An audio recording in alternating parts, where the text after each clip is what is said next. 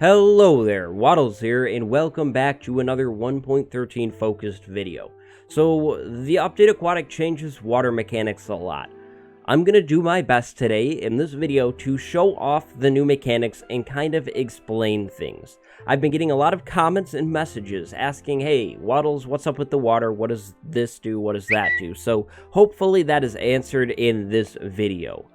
I'm going to try and go over just about everything I can think of, but if you have a further question, go ahead and drop that down below. If you enjoy, leave a like and subscribe. That stuff really helps me out a lot, and I think it's time to check out water. So I'm just going to shoot rapid fire through all of these and talk about one after the other. Hopefully that interests you. Hopefully it answers your question. So water is something that is completely new to this game. It's added in 1.13.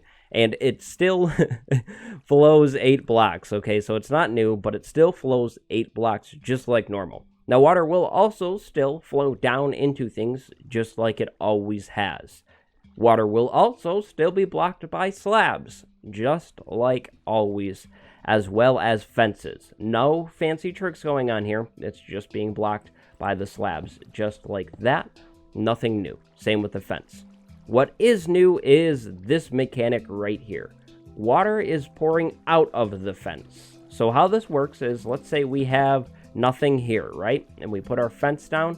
If we put water next to it, as we just saw, it won't flow through it. Nothing changes there.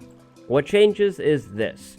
You can put water in the same block as a fence, and it will flow out of the fence, if you will. Now, if you get rid of the fence, it will still be there. If you put the fence back, it will still be there. So fences will not create air pockets anymore. Now, the water trick will not work with the fence gate. You cannot put it in the fence gate no matter what. Even if it's open or closed, it just doesn't work. They still stop water like normal.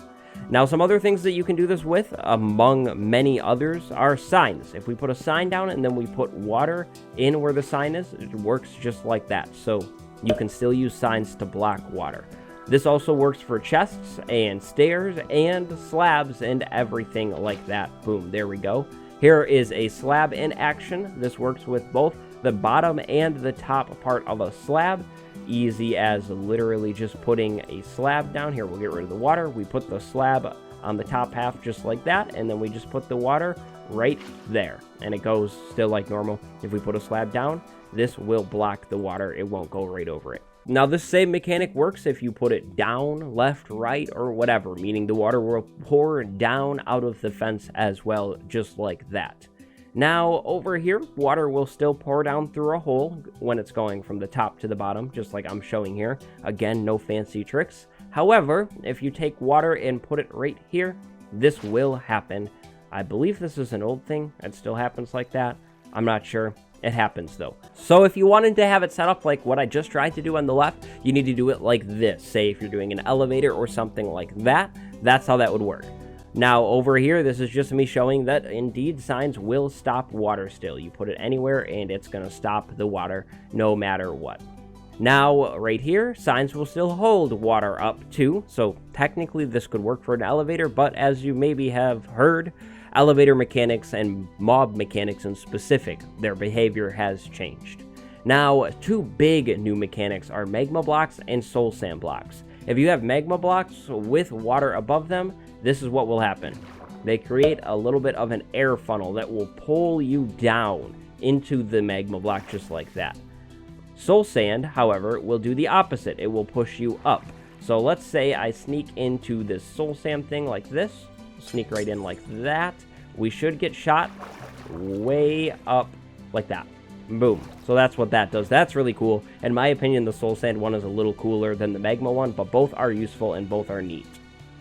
Now, water's going to make it a whole lot harder to pick up items, say with water and hoppers below them or something like that, because items now float in water just like that. There's a cobweb floating, but pretty much anything will float. They'll go up and bob on the surface and then kind of sink a little bit. If it's deeper, like an ocean, stuff will be floating on the surface. It's just like that, though. You can see these items floating around in the water. That happens with any item as of right now. They all just float. Now, if you're wondering about something like a button or a torch and do they stop water or what happens, this is what happens. We put a button, that happens. We put a torch, that is what happens.